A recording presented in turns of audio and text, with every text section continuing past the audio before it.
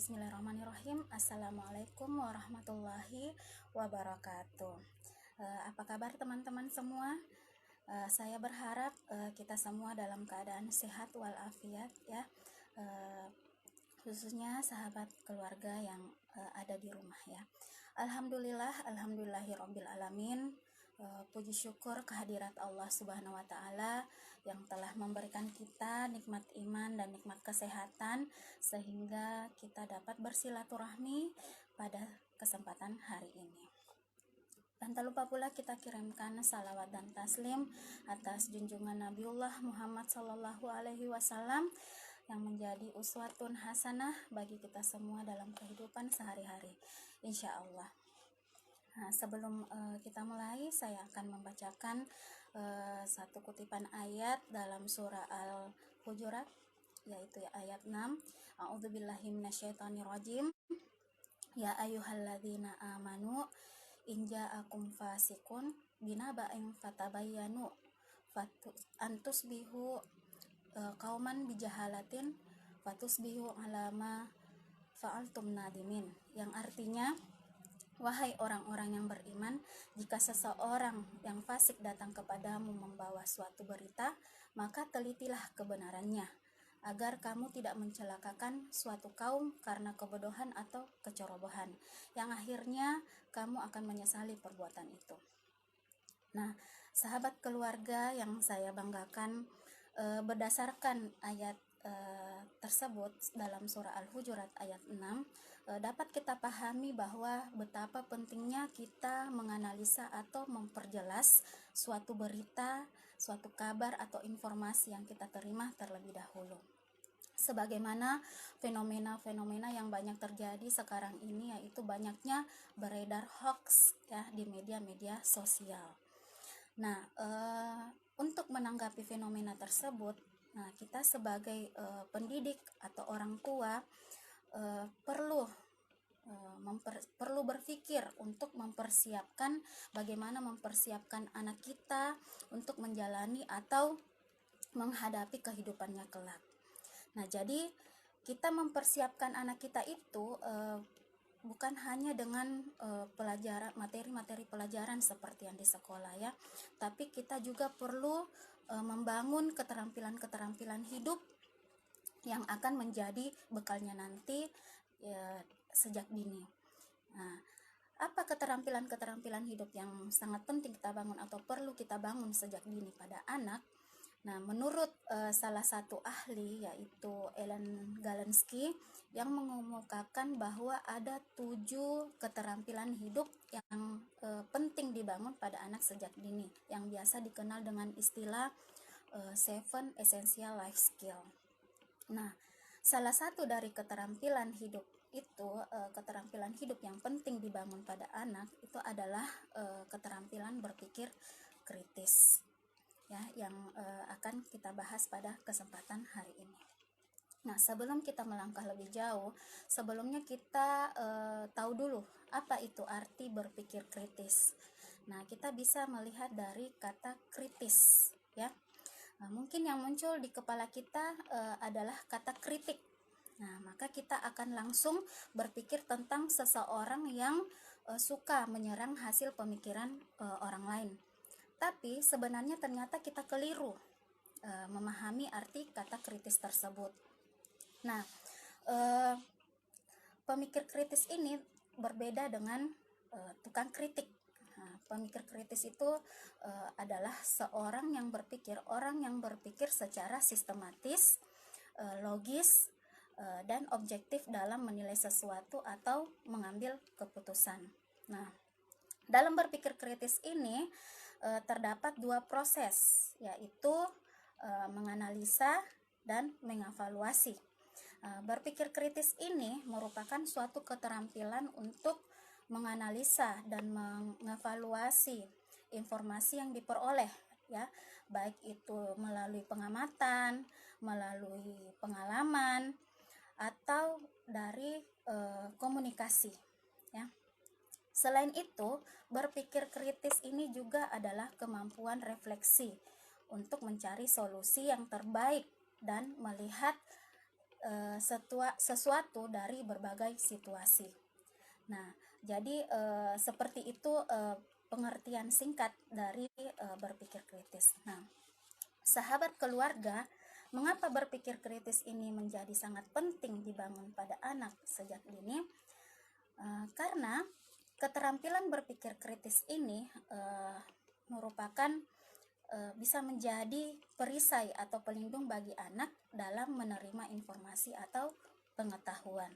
Jadi, anak di sini tidak menerima informasi itu begitu saja, melainkan mempertanyakannya, sehingga anak dapat memperoleh informasi atau pengetahuan yang benar, yang nantinya akan dijadikan sebagai pegangan atau pedomannya dalam mengambil keputusan, dalam meyakini sesuatu, atau bahkan dalam bertingkah laku. Nah, sahabat keluarga, perlu keterampilan berpikir kritis ini perlu dibangun sejak dini, karena pada masa usia dini ini adalah masa golden age atau masa emas bagi anak, di mana pada masa ini kemampuan otak anak untuk menerima informasi itu sangat tinggi, ya. Jadi dipastikan informasi-informasi yang diberikan kepada anak itu adalah informasi yang benar, informasi yang faktual, ya. Karena informasi yang diserap anak ini pada masa sekarang itu akan berdampak bagi perkembangan anak di masa depan, ya.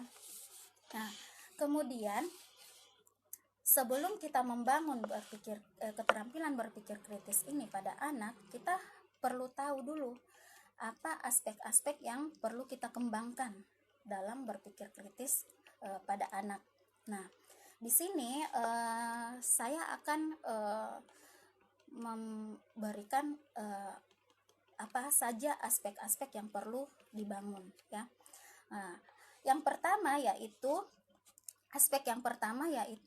asking question atau bertanya. Nah, bertanya ini merupakan salah satu proses yang perlu kita biasakan pada anak. Nah, anak yang banyak bertanya itu berarti anak sudah memiliki modal yang sangat penting dalam proses belajarnya. Kemudian, anak yang banyak bertanya berarti anak ini sudah mampu mengolah informasi. Anak ini sudah mempunyai rasa ingin tahu yang tinggi. Atau anak ini sedang dalam mencari kebenaran tentang sesuatu. Jadi kadang itu kita menjumpai orang tua yang mengeluh kalau anaknya banyak bertanya, ya, atau suka ngeyel. Nah, sementara orang tua ini mungkin tidak bisa terus melayani pertanyaan anaknya, mungkin karena ada kondisi-kondisi lain yang tidak memungkinkan bagi orang tua untuk melayani anaknya. Nah, bagaimana menghadapi anak yang banyak bertanya? Nah, jadi yang sebaiknya kita lakukan itu adalah yang pertama, layani, ya. Nah, ketika kita melayani pertanyaan anak, berarti kita memuaskan rasa penasaran atau rasa ingin tahu anak, yang akhirnya anak akan menemukan kebenaran tentang sesuatu hal.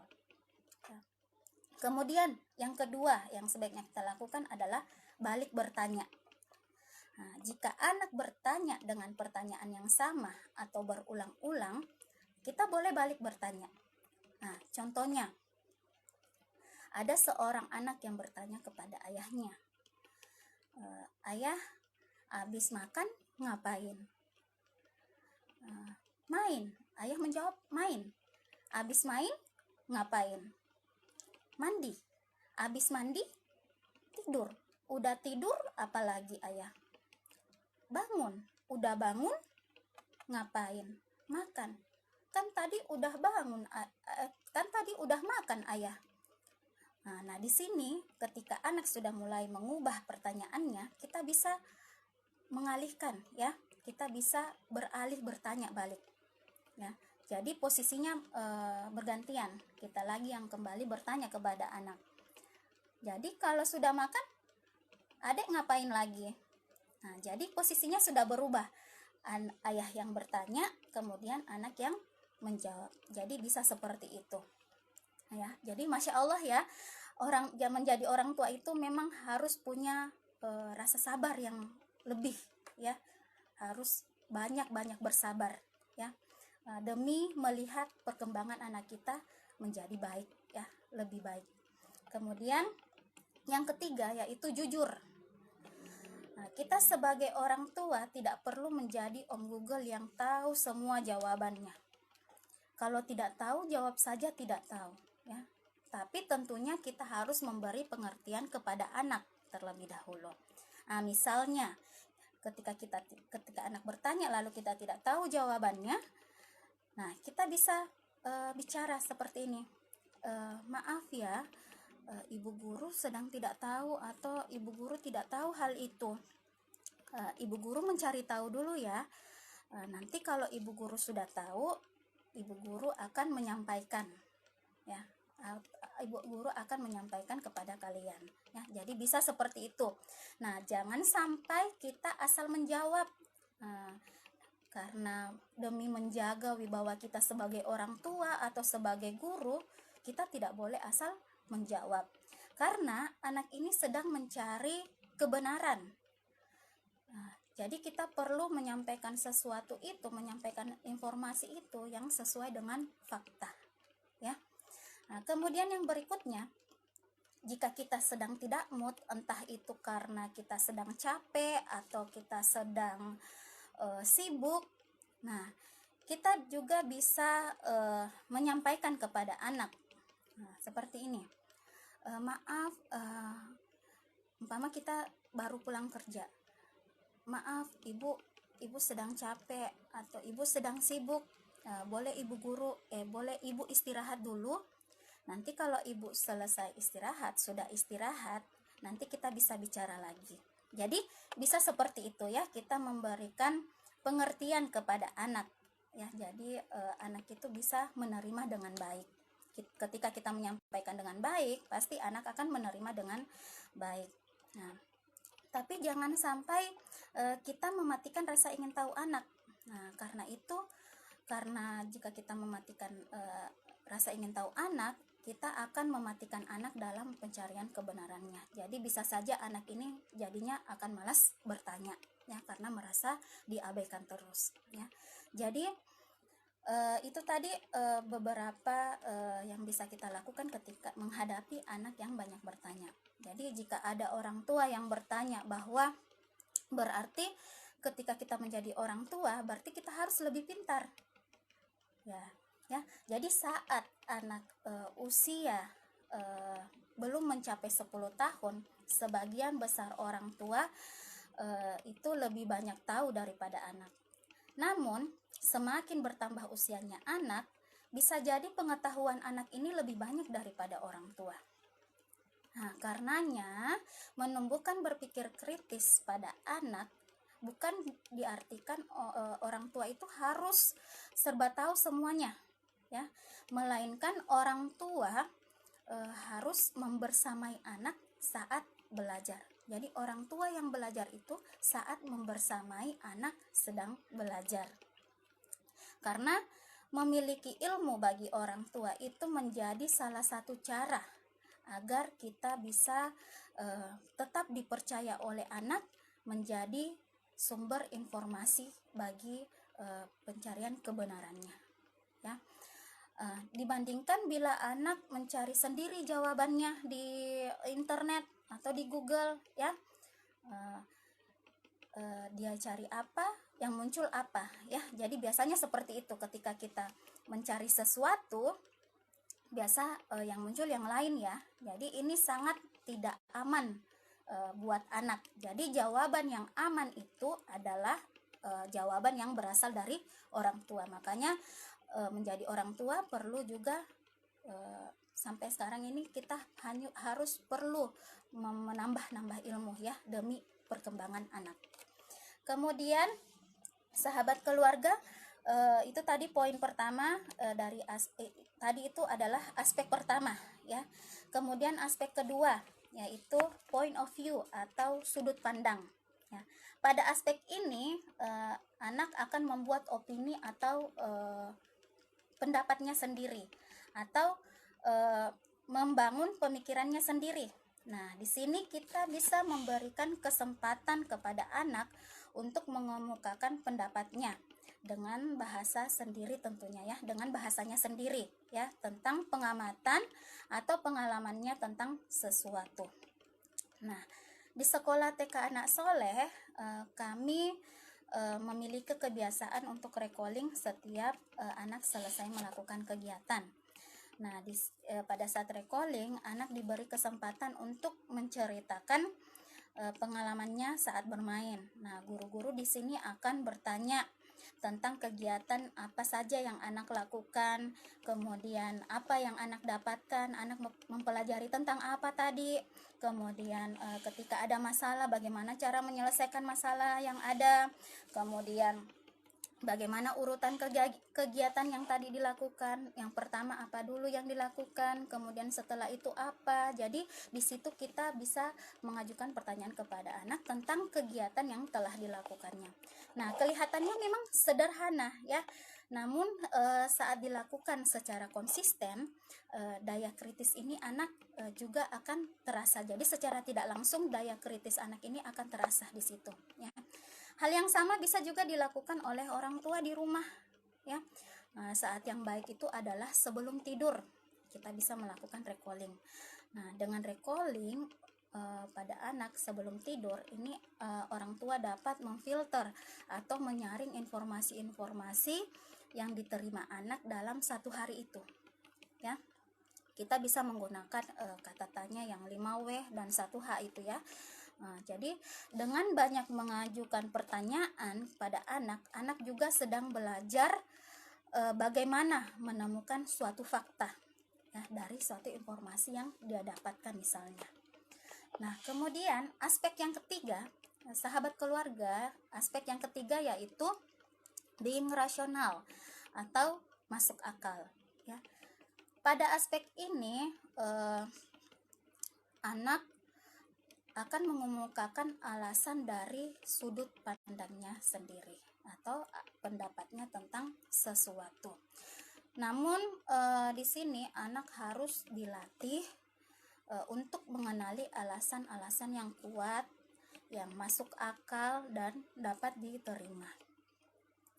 Orang tua pun harus memberikan informasi yang rasional ya, harus memberikan informasi yang logis ya. Sebagai contoh, tidak jarang orang tua menggunakan ancaman yang tidak logis hanya agar anaknya melakukan apa yang orang tua inginkan.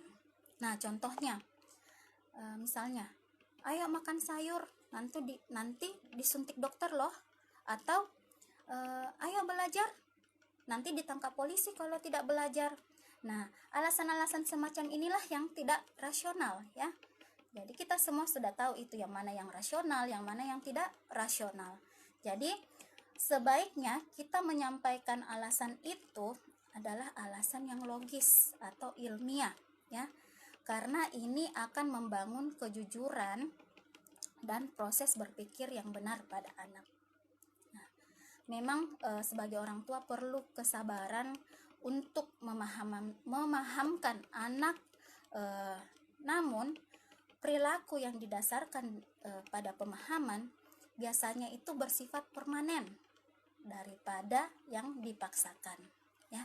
Mungkin kita sudah tahu semua ya. Kemudian aspek yang keempat yaitu finding out atau mencari tahu. Pada aspek ini, anak diberi kesempatan melakukan eksplorasi, menemukan sendiri, mulai dari fakta sederhana sampai fakta yang lebih kompleks. Nah, mempelajari fakta sederhana bisa melalui mengenalkan ciri-ciri benda. Kemudian, mempelajari fakta yang lebih kompleks bisa melalui percobaan atau eksperimen. Nah, bisa juga melalui permainan-permainan seperti menyusun puzzle, membuat pola, tebak-tebakan, teka-teki, dan lain-lain ya.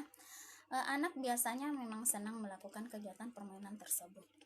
Nah, sahabat keluarga, jika kegiatannya itu dalam bentuk eksperimen, orang tua harus belajar menahan diri, ya. Menahan diri untuk apa? Untuk memberi kesempatan anak untuk menemukan sendiri jawabannya, ya. Misalnya ketika sedang melakukan percobaan menanam biji kacang hijau, ya.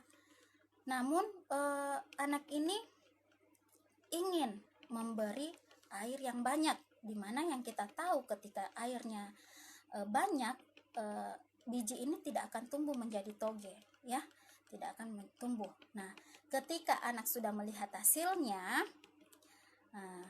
anak ini nanti akan berpikir, lah kenapa ya ibu, kenapa ya bijinya tidak tumbuh? Nah, di sini kita bisa mengajak anak untuk berdiskusi, kira-kira apa penyebabnya, ya, kenapa hasilnya seperti ini, kira-kira apa penyebabnya, apa yang telah dilakukan tadi, ya. Jadi setelah itu kita bisa mengajak anak untuk mengulang percobaan, tapi dengan cara yang berbeda.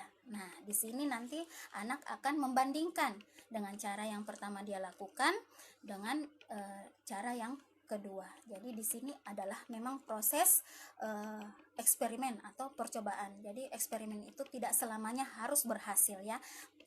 Perlu butuh percobaan yang berulang-ulang sehingga didapatkan hasil yang diharapkan. Jadi seperti itu.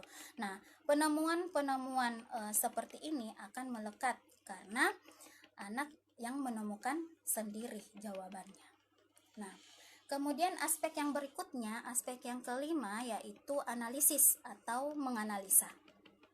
Pada aspek ini anak sudah mampu membandingkan, sudah mampu mengklasifikasi, melihat secara menyeluruh, ataupun mengolah informasi. Nah, ini berkaitan dengan poin yang sebelumnya, yaitu mencari tahu. Nah, pada bagian ini ada kegiatan yang penting yang harus dibangun, yaitu klasifikasi.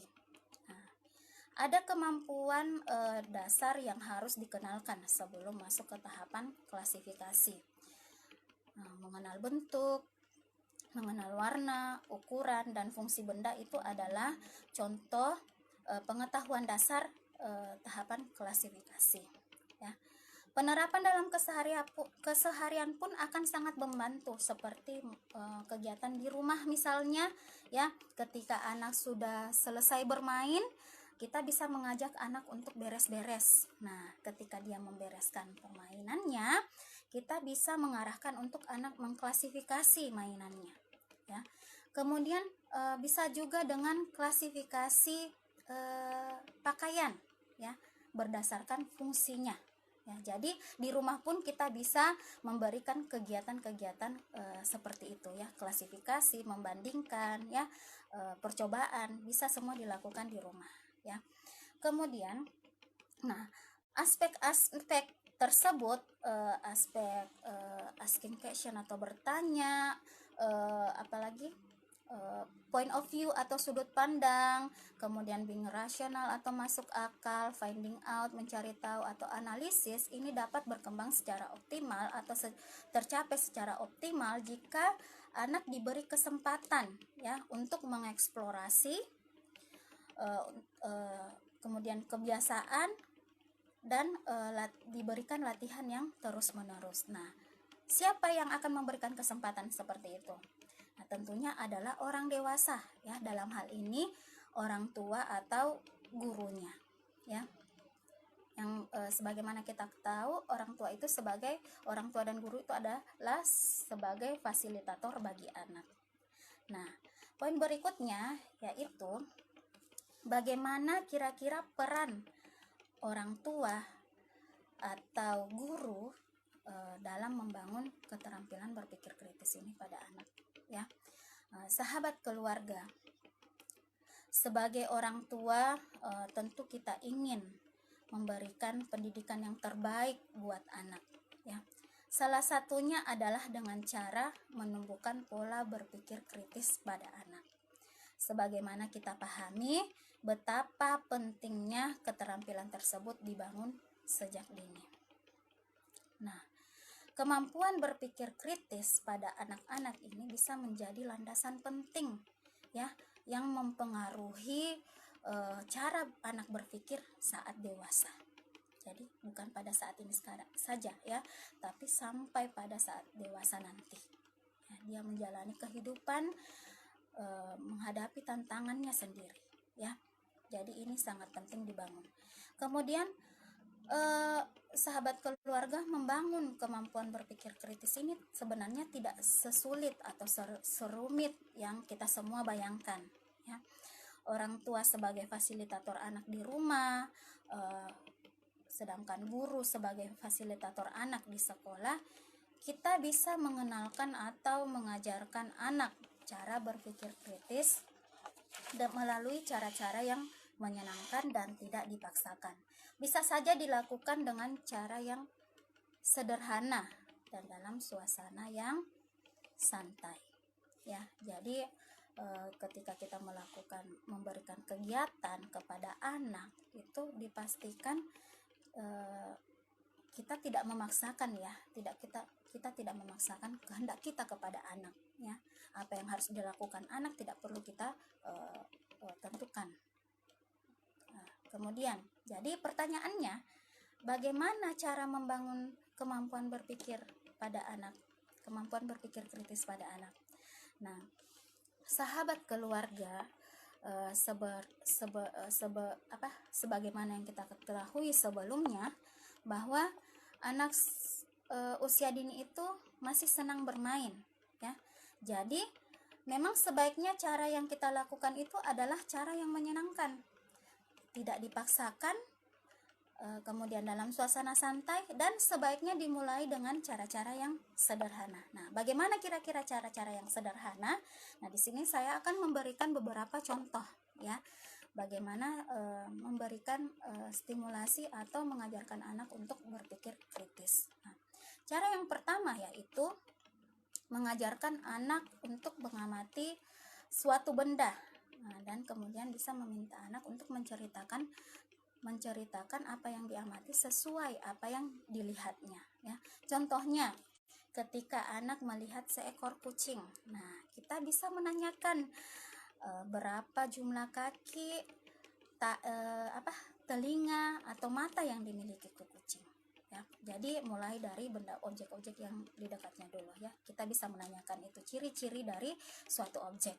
Kemudian yang kedua, cara yang kedua, mengajarkan anak untuk membandingkan dua objek yang berbeda ya.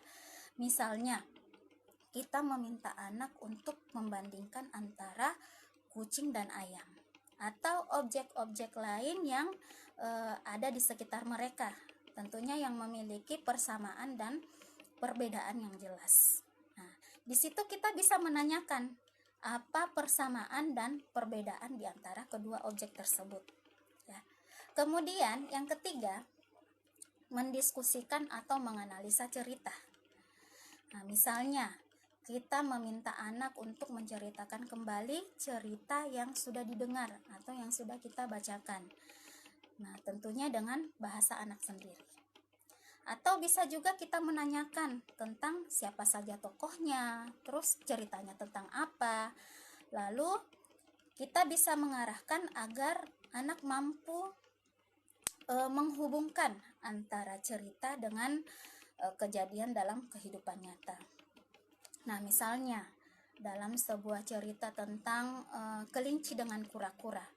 Nah, kita bisa bertanya di situ, mengapa kelinci bisa dikalahkan oleh kura-kura? Atau bolehkah kita bersikap sombong seperti yang kelinci lakukan? Nah, di sini nanti anak akan berpikir ya, mengolah informasi dari pertanyaan kita.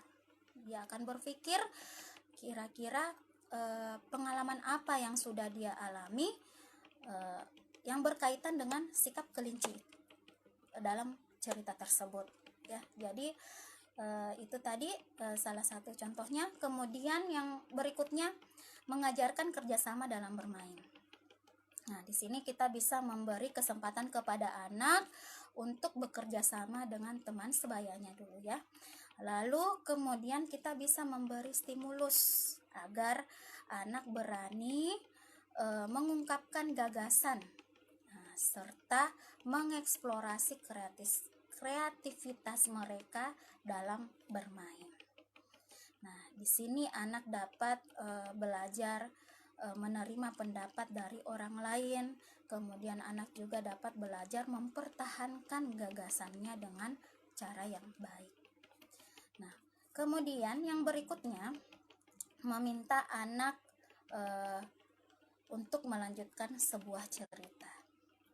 Nah, di sini kita bisa memberikan kesempatan kepada anak untuk membangun imajinasi atau mengembangkan imajinasinya dan daya kreatifnya untuk menentukan alur cerita dan ending ceritanya, ya.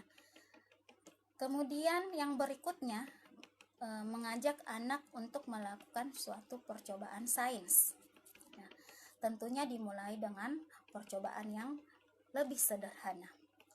Nah, kegiatan percobaan ini di sini akan memberikan kesempatan kepada anak untuk mendapatkan pengalaman mengamati dan mengumpulkan informasi. Ya, jadi melalui kegiatan saintifik yang beriringan dengan aspek-aspek yang ditumbuhkan dalam berpikir kritis tadi yang seperti kita tadi telah dengarkan, anak secara langsung diasah keterampilan berpikir kritisnya. Jadi secara tidak langsung di situ akan kita telah mengembangkan berpikir kritis anak. Nah, di sekolah TK Anak Soleh, khususnya di sentra bahan alam, kami di situ memberikan stimulus-stimulus untuk mengembangkan berpikir kritis anak, mulai dari kegiatan yang paling sederhana sampai kegiatan yang lebih kompleks. Nah, kegiatan yang sederhana yang biasa diberikan, contohnya bermain plastisin, bermain pasir, bermain tepung, pompa air, finger painting, kemudian kocokan sabun, dan masih banyak yang lainnya, ya, tergantung kreativitas kita sebagai guru, ya. Kemudian kegiatan yang lebih kompleks, contohnya seperti pencampuran warna, mengklasifikasi biji, kemudian mengukur panjang, isi, dan berat benda, ya. Nah, sahabat keluarga, bila kita konsisten menerapkan cara-cara tersebut, ya, kita tidak hanya akan membangun berpikir kritisnya saja, tetapi juga ikut membangun mental anak. Nah, dan bahkan kita bisa menciptakan, ya, kedekatan antara orang tua dan anak. Nah, di mana kedekatan antara orang tua dan anak ini akan mempengaruhi tumbuh kembang anak sepanjang hidupnya, ya. Nah, sahabat keluarga, pada masa kondisi pandemi saat ini yang mengharuskan kita untuk tetap tinggal di rumah, anak-anak melakukan home learning. Nah, inilah kesempatan kita sebagai orang tua untuk menjadi lebih dekat kepada anak, lebih mengenali dan lebih memahami anak lebih dalam lagi. Nah, ya, kita sebagai orang tua, sebagai fasilitator bagi anak di rumah, ya, sepintar-pintarnya lah kita untuk memberikan kegiatan yang bermakna bagi anak. Nah, tentunya dengan memperhatikan tadi, ya, harus dengan cara yang menyenangkan, tidak dipaksakan, kemudian dalam suasana santai, dan dengan cara-cara yang sederhana dulu. Nah, sahabat keluarga yang saya hormati, yang saya banggakan, ya, jadi sebelum saya mengakhiri materi kali ini, saya ingin menekankan lagi kepada kita semua bahwa membangun kemampuan berpikir kritis anak itu sangat penting sejak dini. Apalagi zaman sekarang yang banyak beredar hoax atau berita-berita bohong ya, yang bisa saja sampai kepada anak kita ya. Nah, yang bisa saja sampai kepada anak kita tanpa kita sadari. Nah, pesan saya, menjadi apa anak kita di masa depan itu adalah hasil dari apa yang kita berikan kepada anak saat ini. Jadi, kita sebagai orang tua, sebagai guru perlu memperhatikan apa yang kita berikan kepada anak, karena itu akan mempengaruhi masa depan anak ya. Terima kasih atas perhatiannya, terima kasih atas kesempatannya hari ini. Demikian informasi-informasi yang bisa saya berikan pada kesempatan ini. Semoga kita bisa bertemu lagi pada kesempatan yang lain. Mohon maaf jika ada kekurangan, jika ada salah-salah kata. Terima kasih atas perhatiannya sekali lagi. Nun wal qalami wa ma yasturun. Wassalamualaikum warahmatullahi wabarakatuh.